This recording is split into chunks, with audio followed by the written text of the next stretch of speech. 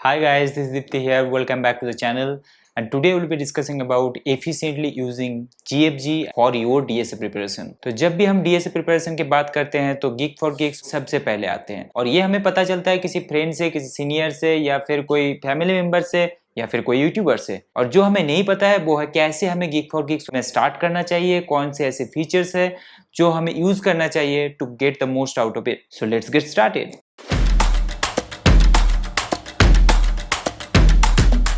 ऐसा नहीं है कि जीएफजी सिर्फ लर्निंग के लिए है, वहां पे भी आप प्रैक्टिस कर सकते हो।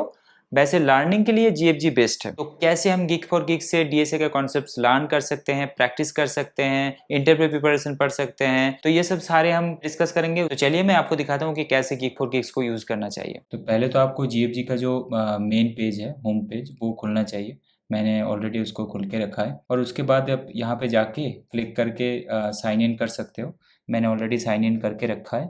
आप गूगल से भी साइन इन कर सकते हो और मतलब खुद के प्रोफाइल भी बना सकते हो। पहले तो हम ये देखते हैं कि हमें होम पेज में क्या क्या मिल रहा है। तो जैसे हमें नेविगेशन बार पे कुछ मेनूज मिलते हैं, जैसे प्रॉब्लम, कोर्सेज, जॉबाथॉन, कॉन्टेस्ट वगैरह। तो जैसे हम पहले बात कर रहे थे कि GFG is the best for learning new concept, वैसे हम देखेंगे कि कैसे हम जीएफजी को यूज़ करके कुछ कंसेप्ट को लर्न कर सकते हैं। तो लर्निंग के लिए हमें एकदम बॉटम ऑफ द पेज में जाना चाहिए।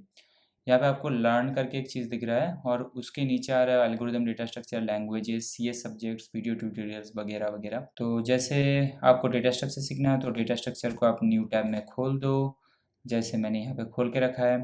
अभी हम आते हैं कि डेटा स्ट्रक्चर में क्या आ रहा है। तो इन्होंने एकदम पूरा बेसिक से स्टार्ट करके रखा है कि व्हाट इज डेटा स्ट्रक्चर। तो यहाँ पे आपको बहुत सारे डेटा स्ट्रक्चर के जो कॉमन क्वेश्चंस आते हैं, जो कॉमन ट्रिक्स, टिप्स मिलते हैं रिगार्डिंग डेटा स्ट्रक्चर। ये मैं क्वेश्चंस की बात नहीं कर रहा हूँ, ये जो एप्लीकेशन है उसके बारे में मैं नहीं बात कर रहा हूँ। बेसिक जो डेटा स्ट्रक्चर के क्वेश्चंस होते हैं, यहाँ पे जैसे आप देख सकते हो कि मार्ज सॉर्ट फॉर लिंक लिस्ट, जो मार्ज सॉर्ट एल्गोरिदम होता है वो हम ज़्यादातर एरे में यूज़ करते हैं, यहाँ पे हमको लिंक लिस्ट में यूज़ करना पड़ेगा।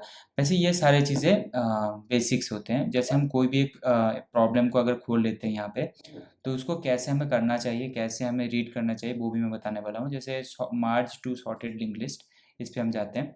तो पहले तो आपको प्रॉब्लम स्टेटमेंट अच्छे से पढ़ना चाहिए कि हमारा रिक्वायरमेंट क्या है, क्योंकि आपको जब भी इंटरव्यू में कोई प्रॉब्लम मिलेगा तो आपको बहुत ही ध्यान से प्रॉब्लम का स्टेटमेंट पढ़ना पड़ेगा, ताकि आपको कुछ चीज़ें मिस ना हो जाए और आप अपने दिमाग में कोई भी अजम्पशन मत रखो। सारे क्वेश्चंस आपके दिमाग में जो भी आ रहे हैं वो आप इंटरव्यू से पूछ लो, और वो चाहे सिली क्वेश्चंस क्यों ना हो, आप एकदम पूछ लो क्वेश्चंस और आपके सारे डाउट क्लियर कर लो before jumping into a solution, before thinking about any solution. तो जैसे आपको यहाँ पे प्रॉब्लम को बहुत अच्छी तरह से पढ़ना पड़ेगा, एग्जाम्पल इनपुट और एग्जाम्पल आउटपुट को देखना पड़ेगा कि क्या इनपुट है और क्या आउटपुट चाहिए हमें।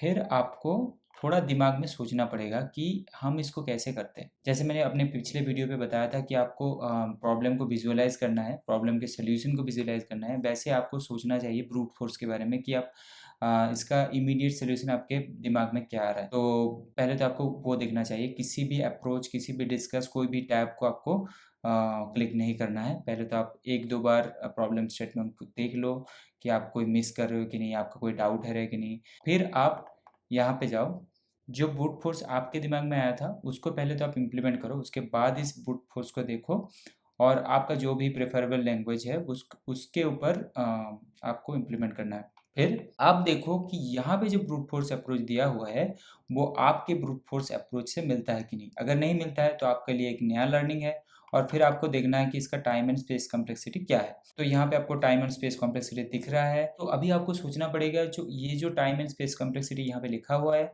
ये क्या इसका बेस सोल्यूशन है या फिर मुझे और भी ढूंढना पड़ेगा। तो आप सोचो कि कैसे हम इसको बेहतर कर सकते हैं। आपको कोड में ढूंढना पड़ेगा कि आप कोड में कुछ ऐसे चीज़ को क्या यूज़ कर रहे हो जो बार बार रिपीटेडली यूज़ हो रहा है और जिसको हम रिमूव कर सकते हैं, तो हमारा टाइम और स्पेस कॉम्प्लेक्सिटी थोड़ा सा कम हो सके। ऐसे आपको सोचना चाहिए। तो अगर आपके दिमाग में कुछ आ रहा है तो उसको इम्प्लीमेंट करो। फिर उसके बाद यहाँ पे देखो कि इन्होंने क्या बेहतर सोल्यूशन यहाँ पे अप्रोच किया है। यहाँ का जो इलस्ट्रेशन है ये आपने व्हाइट बोर्ड है या फिर पेन एंड पेपर है, उसमें आप ट्राई करो। और देखो यहाँ पे जो ऊपर में इनपुट और आउटपुट दिया हुआ है, उस इनपुट के ऊपर ये जो अप्रोच है इसको ट्राई रन करो, देखो कैसा एक्सपेक्टेड आउटपुट आ रहा है। तो आपको समझ में आ जाएगा कि लॉजिक क्या है। और उसके बाद ये कोड आपको देखना नहीं है, सीधा इम्प्लीमेंट करना है। आपको जो भी समझ में आया है इस इलास्ट्रेशन से, या फिर आपने जो भी व्हाइट बोर्ड में इलास्ट्रेशन किया, ड्राई रन किया, उससे बेसिस पे आपको जो भी अंडरस्टैंडिंग हुआ है उसके ऊपर आपको इम्प्लीमेंट करना है। आपको शायद कुछ डाउट होगा, कुछ एरर आएगा जब आप रन करना जाओगे। आप कोई भी आईडी यूज़ करते हो, जैसे VS कोड हो गया, इंटेलिजे हो गया, अब उसमें रन कर रहे होंगे तो कुछ एरर आ रहे होंगे, या फिर आपका एक्सपेक्टेड आउटपुट नहीं आ रहे होंगे। तब आप तो पहले सोचो कि कोड को आप कैसे, कहाँ-कहाँ गलती कर रहे हो, कहाँ-कहाँ आपको लग रहा है कि ये लॉजिक इम्प्लीमेंटेशन में बदल नहीं रहा है, पहले वो देखो। उसके बाद आप इस सॉल्यूशन को देख सकते। बाकी वैसे नेक्स्ट जो अप्रोच मिलेगा उसके लिए भी सेम प्रोसीजर रहेगा। तो ऐसे आपको किसी भी प्रॉब्लम को पढ़ना चाहिए और सॉल्यूशन भी देखना चाहिए। लोगों के दिमाग में क्वेश्चंस होते हैं कि कब हमें सॉल्यूशन देखना चाहिए। आप जब खुद से एग्ज़ॉस्ट हो जाते हो, आपके पास ऑप्शन नहीं रहते हैं, आपके दिमाग में और कोई सॉल्यूशन नहीं आ रहा है, आप इम्प्लीमेंटेशन से डन हो चुके हो, आपके दिमाग में और कुछ नहीं आ रहा है, तब आपको सॉल्यूशन देख लेना चाहिए। अभी इसके बाद एक बहुत इंपॉर्टेंट चीज़ आते हैं, वो है कि आप तो प्रॉब्लम ये कर लिए, उसके बाद आपको देखना पड़ेगा कि इसके सिमिलर जो प्रॉब्लम्स है यहाँ पे बहुत अच्छी तरह से आते हैं। जो इनके रिलेटेड टैग्स होते हैं उनके ऊपर ये प्रॉब्लम्स आते हैं सिमिलर, तो आपको उसको देखना चाहिए। अगर आपके पास बहुत सारा टाइम नहीं है तो आप जो प्रॉब्लम को सॉल्व कर रहे हो उनके रिलेटेड कुछ गिने चुने प्रॉब्लम को सॉल्व करो। लेकिन आपके पास अगर टाइम है, आप फर्स्ट ईयर सेकेंड ईयर में हो, तो आपको ये सारे जो रिलेटेड सिमिलर रीड्स या रिलेटेड प्रॉब्लम्स आते हैं इनको पढ़ना चाहिए, इनको देखना चाहिए। इन प्रॉब्लम को खुद से सॉल्व करने की कोशिश करना चाहिए। इनसे आपको बहुत लर्निंग होगा। और यहाँ पे आप जैसे देख सकते हो कि यहाँ पे प्रैक्टिस टैग डाला हुआ है। कौन सी कंपनीज में ये डेटा स्ट्रक्चर के बारे में पूछा गया है। ये मैंने बता दिया आपको कि कैसे एक पूरा आर्टिकल को GFG में पढ़ना चाहिए, उनसे रिलेटेड चीज़ें को देखना चाहिए, और कैसे आपको सॉल्यूशन कब देखना है, कैसे देखना है, इम्प्लीमेंटेशन आपको कब करना है, वो सब मैंने आपको बता दिया। अभी चलते हैं आपका नेक्स्ट पॉइंट में। तो फिर से हम में जाते हैं अपने होम पेज में। तो जैसे आप यहाँ पे देख सकते हो कि लैंग्वेज है, CS सब्जेक्ट्स हैं, वीडियो ट्यूटोरियल्स हैं। तो लैंग्वेज और CS सब्जेक्ट्स को कैसे हमें पढ़ना चाहिए, सीखना चाहिए, ये मैं बाद में एक वीडियो बना दूंगा। 2 वीडियो आएगा, तो उसमें आपको पता चल जाएगा। मैं उसमें डिटेल डिस्कशन करूंगा, तो आप खुद से भी इसको एक्सप्लोर कर सकते हो। अभी दूसरा जो चीज़ आता है वो है प्रैक्टिस। प्रैक्टिस की केस में हमें यहाँ पे 5 ऑप्शन देखने को मिल रहा है। तो यहाँ पे जो टॉपिक वाइज है उसमें हमें क्लिक करना है। तो यहाँ पे आप जैसे देख सकते हो कि टॉपिक वाइज सारे क्वेश्चंस का एक लिस्ट है। तो यहाँ पे आप देख सकते हो कि कंपनीज के लिए भी कुछ सिलेक्टेड क्वेश्चंस हैं। जैसे अमेजन के लिए 609 क्वेश्चंस हैं, माइक्रोसॉफ्ट के लिए 412 क्वेश्चंस है। ऐसे बाकी कंपनीज के लिए भी आप व्यू ऑल करके देख सकते हो। आप अगर कोई स्पेसिफिक कंपनी के लिए प्रिपेयर कर रहे हो तो आप ये सारे क्वेश्चंस भी देख सकते हो। तो जैसे पहले हम बात कर लेते हैं टॉपिक वाइज की। तो पहले जब हम DSA की शुरुआत करते हैं तो हमें कैसे स्टार्ट करना चाहिए, हमें टॉपिक वाइज जानना चाहिए। जैसे एरेज, स्ट्रिंग्स हो गया, लिंक लिस्ट हो गया, ट्रीज हो गया, ग्राफ हो गया, उसके बाद आता है एल्गोरिदम वगैरह, जैसे sorting algorithm, searching algorithm, dynamic programming. ऐसे हमें धीरे धीरे आगे बढ़ना है और टॉपिक वाइज जाना है। जैसे हमें एरेज का 20 क्वेश्चन करना है, ऐसा टारगेट है। अब उसके बाद आप स्ट्रिंग का 20 करो, ऐसे करके करते करते आप आगे बढ़ो। लेकिन जब आपका सारे टॉपिक्स कवर हो जाता है तब आपको टॉपिक वाइज नहीं जाना चाहिए। आपको एक रैंडम क्वेश्चन पिक करना चाहिए और उसको सॉल्व करना चाहिए, क्योंकि इंटरव्यू में आपको एक रैंडम प्रॉब्लम ही मिलेगा और आपको सोचना पड़ेगा कि कौन सी डेटा स्ट्रक्चर और कौन सी एल्गोरिदम इसमें यूज़ करना चाहिए हमें। तो इसके लिए यहाँ पे एक फीचर है कि शो टॉपिक टैग और हाइड टॉपिक टैग। तो इससे क्या होता है कि आपका जो यहाँ पे प्रॉब्लम होता है, जैसे मैंने यहाँ पे शो टॉपिक टैग करके रखा है, 11 अदर्स टैग्स इज हियर। तो यहाँ पे जैसे लेबल ऑर्डर ट्रैवर्स इन स्पाइरल फॉर्म, यहाँ पे आप जैसे देख सकते हो कि रिकर्सन स्टैक टैग लगे हुए हैं। तो आप सॉल्व करने से पहले ही आपको ये टैग दिख गया तो आप उसी डायरेक्शन में सोचोगे, आपके दिमाग में कोई और सॉल्यूशन नहीं आएगा। आप रिकर्सन और स्टैक के थ्रू ही सोचोगे कि कैसे प्रॉब्लम को सॉल्व किया जाए। तो आप खुद से नहीं सोचोगे, आप अपने सोचने की जो कैपेबिलिटी है उसको सेव कर दोगे रिकर्सन और स्टैक से, जो कि गलत है। तो आप जब रैंडम प्रॉब्लम सॉल्व कर रहे होंगे तो आप ये शो टॉपिक टैग को डिसेबल कर दो और सारे टैग को हाइड कर दो। आपको कंपनीज के टैग दिख रहे हैं वो बढ़िया है। तो जैसे हम एरेज को सिलेक्ट कर लेते हैं, तो एरेज में बहुत सारे प्रॉब्लम हमको दिखने को मिल रहा है। जब आप पहले पहले स्टार्ट कर रहे हो तो आप शो टॉपिक टैग देख सकते हो। तो जैसे हमें यहाँ पे दिख रहा है कि बाइनरी सर्च में एरेज और सर्चिंग का टैग है। यहाँ पे हम क्लिक करेंगे तो 3 मोर मिलेगा। तो data structure, algorithm, divide and conquer, ये सारे चीज़ें हैं। तो हम इसमें क्लिक करेंगे तो हमें पूरा प्रॉब्लम दिख गया। तो अभी प्रैक्टिस कैसे करनी है जीएफजी में, तो हमें पहले तो ये बाइनरी सर्च का जो पूरा प्रॉब्लम है ये पढ़ना चाहिए। तो आप पूरा प्रॉब्लम स्टेटमेंट एकदम पढ़ लो। इसके बाद देखो कि आपको क्या करना पड़ेगा। डोंट स्किप दिस पार्ट, क्योंकि लोगों को पता होता है कि अरे भाई ये तो बाइनरी सर्च है तो हम ऐसे ऐसे कर देंगे। लेकिन कभी कभी होता है कि आप कुछ एजम्पशन कर रहे हो कि इनपुट ऐसा है और आउटपुट ऐसा है, तो हमें ऐसे जो कोड है वो ऐसे डिलीवर करना चाहिए। लेकिन शायद कुछ वहाँ पे चेंजेस एक्सपेक्टेड है जो आप मिस कर रहे हो। ये हमेशा कुछ कॉन्टेस्ट में या फिर जो ऑनलाइन असेसमेंट में ये हमेशा होता है। दोस्तों से भी मैंने सुना है कि वो छोटे छोटे चीज़ों को मिस कर देते हैं, फिर बाद में पता चलता है कि अरे ये तो मैंने मिस कर दिया और इसकी वजह से मैंने इम्प्लीमेंटेशन गलत कर दिया। तो ये बहुत ही ख़राब इम्प्रेशन जाता है और आपका टाइम भी वेस्ट होता है। और फिर देखो कि आपका एक्सपेक्टेड टाइम कम्प्लेक्सिटी और स्पेस कम्प्लेक्सिटी क्या हो। सबसे पहले तो आपका जो योर्स टास्क है इसको देख के दिमाग में सोचना चाहिए कि आपका ब्रूट फोर्स अप्रोच क्या आ रहा है। उसके बाद आप देखो कि expected time complexity and space complexity क्या है, फिर आप सोचो जो आपका ब्रूट फोर्स अप्रोच है। जैसे सर्चिंग केस में जो बिगिनर्स होते हैं उनके दिमाग में यही अप्रोच आता है कि 1 बाय 1 सभी एलिमेंट को चेक करें और देखें कि यही एलिमेंट जो हम ढूँढ रहे हैं वही है कि नहीं। तो ये लीनियर सर्च हो गया जो कि टाइम कम्प्लेक्सिटी O(n) होता है। तो आप उसी को सोचो कैसे आप log(n) में कन्वर्ट कर सकते हो। तो मान लो आपका दिमाग में लीनियर सर्च का जो O(n) सॉल्यूशन है वो आ रहा है, लेकिन यहाँ पे जो एक्सपेक्टेड टाइम कम्प्लेक्सिटी है वो है log(n). तो आपको अभी जो आपका सॉल्यूशन है इसको इम्प्रूव करना पड़ेगा। तो आप पहले तो अपने दिमाग में सोचो कि आप log(n) में कैसे कन्वर्ट कर सकते हो O(n) वाला जो सर्चिंग है। अगर आपको सोचने में कुछ हिंट्स चाहिए तो आप सीधा सीधा ये टॉपिक टैग्स में जाओ, तो आपको दिखने मिलेगा कि एरेज है, सर्चिंग है, डिवाइड एंड कॉन्कर है। तो डिवाइड एंड कॉन्कर से आपको कुछ आइडिया आ सकता है कि अगर हम प्रॉब्लम के जो स्कोप है उसको डिवाइड करके 2 हिस्सों में बांट दें और दोनों हिस्सों में अगर हम ऐसा एक लॉजिक लगाए ताकि हमारा जो सर्च एरिया है वो हम कम कर सके, तो क्या हम इसका प्रॉब्लम का सलूशन कर सकते हैं। ऐसे आप सोचोगे तो आप भले आपको बाइनरी सर्च पता ना हो, लेकिन जब आप सॉल्यूशन देखने जाओगे बाइनरी सर्च का तब आपको लगेगा कि अरे भाई ये तो मैं सही डायरेक्शन पे जा रहा था। थोड़ा आपको कॉन्फिडेंस भी आ जाता है। तो जैसे बाइनरी सर्च एक बहुत बहुत बढ़िया एल्गोरिदम है जो आपको सीखना चाहिए। तो आप यहाँ पे देखा तो आपको दिमाग में मान लो कि कोई क्लिक नहीं आया, बाइनरी सर्च आपको नहीं आता है, पहली बार देख रहे हो, तो आप सीधा सीधा ये एडिटोरियल पे जाओ। यहाँ पे आपको बोलेगा कि ये रिकमेंडेड नहीं है, तो आप यस करो और आपको यहाँ पे एडिटोरियल देखने को मिल जाएगा। तो एक्चुअली ये बाइनरी सर्च कैसे काम करता है, इसका अप्रोच क्या है, इसका ड्राई रन वगैरह वगैरह, यहाँ पे आपको सूडो कोड मिल जाता है और सूडो कोड के देख के आप अपनी लैंग्वेज पे इसको इम्प्लीमेंट करना ट्राई करो। फिर आप इम्प्लीमेंट करके यहाँ पे सबमिट करो, सबमिट करके देखो कि ये पास हो रहा है कि नहीं।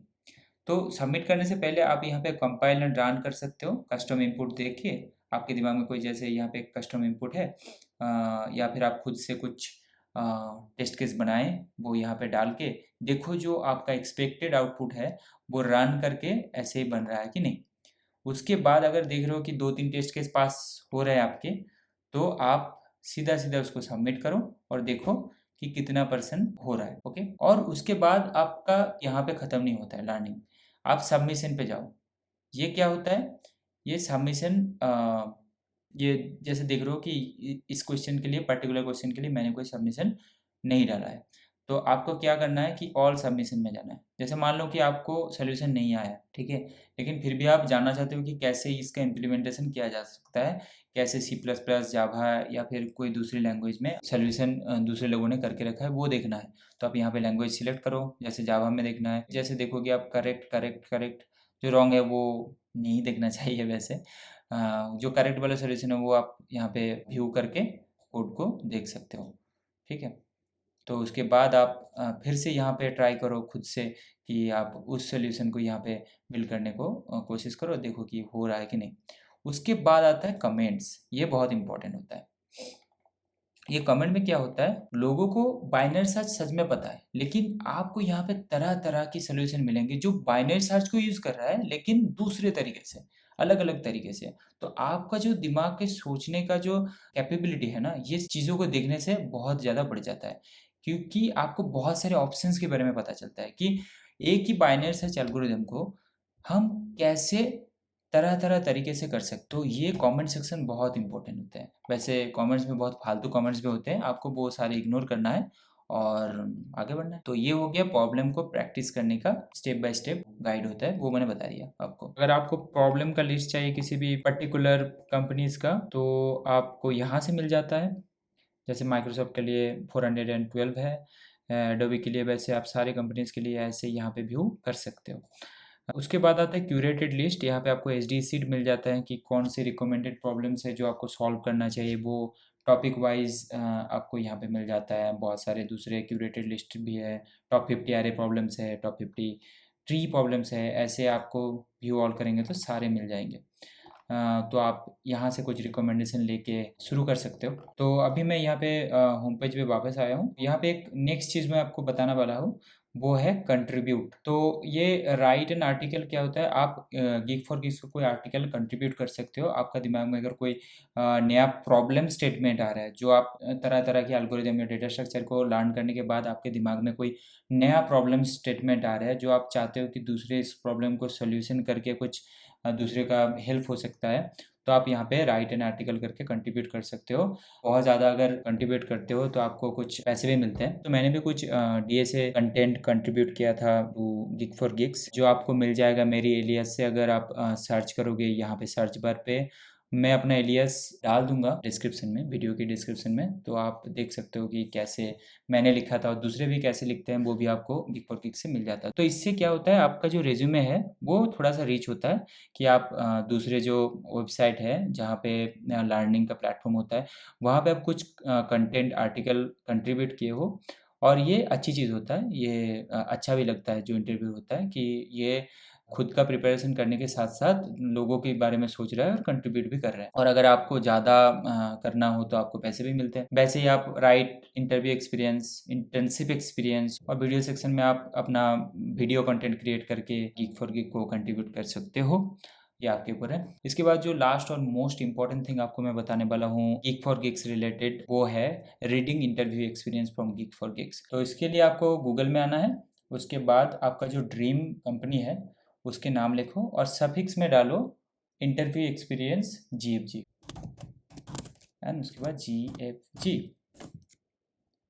तो जैसे टैग आर्काइव्स यहाँ पे आपको मिल जाता है पहले, आप यहाँ पे देख सकते हो अमेज़न का बहुत सारे इंटरव्यू एक्सपीरियंस। ऑफ कैंपस है, तो आपको बहुत सारा इंटरव्यू एक्सपीरियंस यहाँ पे पढ़ने को मिलेगा। आपको कॉन्फिडेंस बढ़ेगा, आपको नॉलेज आ जाएगा कि कैसे किस तरह के क्वेश्चंस पूछे जाते हैं, डिफिकल्टी लेवल क्या होता है, कौन सी ज़्यादातर टॉपिक है जो कवर किया जाता है। वैसे सारे टॉपिक्स ही करना चाहिए। आप स्पेसिफिक अपने जो डोमेन में आप सर्च करना चाह रहे हो, जैसे आप HD के बारे में सोच रहे हो या फिर डेटा इंजीनियर के बारे में सोच रहे हो, वैसे आप अपने आप को यहाँ पे चीज़ों को सॉर्ट कर सकते हो। यहाँ पे Amazon interview experience for HD on campus 2023, ये मैं खोल लेता हूँ। तो मैं आपको दिखाता हूँ कि कैसे इसको पढ़ना चाहिए। तो जैसे यहाँ पे आप देख रहे हो कि पहले तो आप देखोगे पूरा प्रोसेस क्या है। उसके बाद यहाँ पे लोग क्वेश्चंस के लिंक भी दे देते हैं। कभी कभी क्या होता है कि एक पूरा क्वेश्चंस तो नहीं आता है, कुछ रिलेटेड क्वेश्चंस या फिर रिलेटेड डेटा स्ट्रक्चर के ऊपर क्वेश्चंस बनते हैं, तो वो पूछा जाता है। तो आपको यहाँ पे जो क्वेश्चंस का लिंक मिलता है वो उस पे जाके आप देखो कि क्वेश्चंस का स्टेटमेंट क्या है। आपको देख के क्या लग रहा है कि आप इसको कर सकते हो कि नहीं। अगर लग रहा है तो फटाफट इम्प्लीमेंट करो, देखो कि हो रहा है कि नहीं। पास हो रहा है तो बढ़िया है, आपका कॉन्फिडेंस बढ़ेगा। और यहाँ पे देखो कि क्या दूसरे क्वेश्चंस पूछे गए हैं, कितने राउंड हुए हैं। उसके बाद कुछ टिप्स वगैरह है कि नहीं, वो सारे आप देखो। यहाँ पे कुछ रिलेटेड चीज़ें आ रहे हैं कि नहीं। कहीं कहीं इंटरव्यू एक्सपीरियंस में लिखा रहता है कि आई वॉज सिलेक्टेड, किसी किसी इंटरव्यू एक्सपीरियंस में लिखा रहता है कि आई गॉट रिजेक्टेड। तो दोनों चीज़ें आपको पढ़ना चाहिए। जैसे यहाँ पे लिखता है कि after 1 day results were announce, boom I was selected, ऐसे कांग्रेचुलेसन। जो रिजेक्शन वाला इंटरव्यू एक्सपीरियंस है वो भी पढ़ना चाहिए और सिलेक्शन वाला भी पढ़ना चाहिए। और आपको देखना चाहिए कि कौन कौन चीज़ें हैं जो हमें मिस नहीं करना चाहिए, कौन कौन चीज़ें हैं जो हमें दिमाग में रखना चाहिए, ताकि हमें ये फ़ायदा हो सके कि कैसे हम क्या करेंगे। तो ये सारी चीज़ें आपको देखना चाहिए। वैसे आपको अगर कुछ पता हो कि ऐसा चीज़ जो मैंने नहीं बताया या फिर मिस कर गया, आप कमेंट सेक्शन में मुझे बता सकते हो। तो ये था GFG को एफिशिएंटली यूज़ करने का कुछ टिप्स। इन चीज़ों को आप माइंड में रखिए। I hope this will help you to learn DSA concepts and practice also. So thank you for watching this video. अगर आपको वीडियो पसंद आए तो वीडियो को लाइक करिए, और अगर आप चैनल में नए हो तो चैनल को सब्सक्राइब कीजिए। और अगर आपको लगता है इस वीडियो से आपका हेल्प हुआ है और किसी और का भी हेल्प हो सकता है, तो आप ये वीडियो को शेयर कीजिए। मिलते हैं अगले वीडियो पे। Bye bye.